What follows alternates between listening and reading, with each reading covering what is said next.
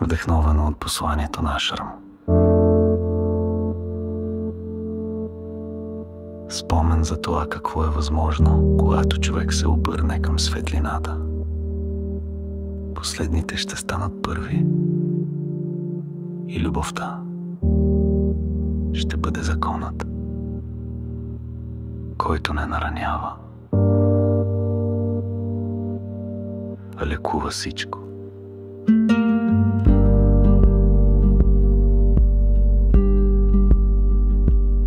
Когато всичко стана твърде много и не знаехме на къде, вие бяхте там, тихи, верни, истински, без големи думи, само сърце, един поглед, ръка, един миг. И разбрахме, не сме сами.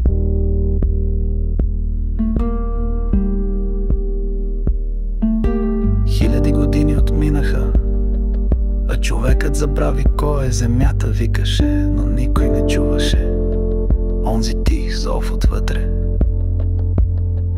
Но сега започва спомена, от болката израства смелостта.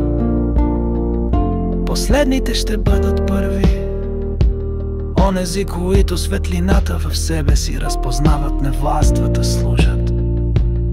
И в любовта отново започват, без осъждане, без власт, само сърце, което бди в тишина. Последните ще бъдат първи и небето с тях ще се прибере у дома.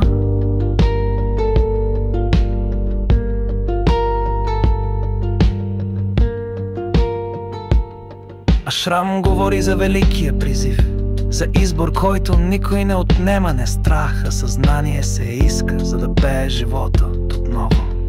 Който земята обича, ще си спомни, че сме повече от прах във вятъра.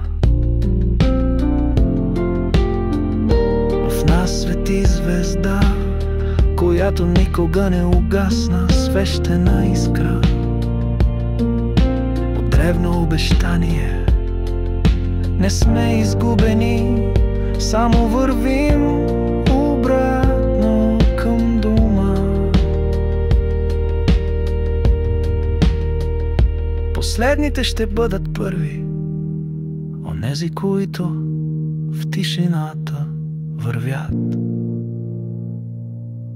Не шум, с милост и обич, новото ще се възроди, не с принуда, не с страх, а с еднота към душата в нас. Последните ще бъдат първи, защото любовта е това, което остава.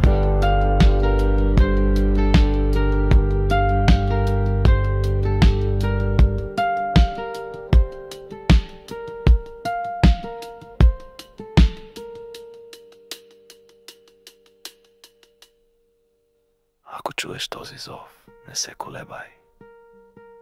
Това не е край, а новото начало.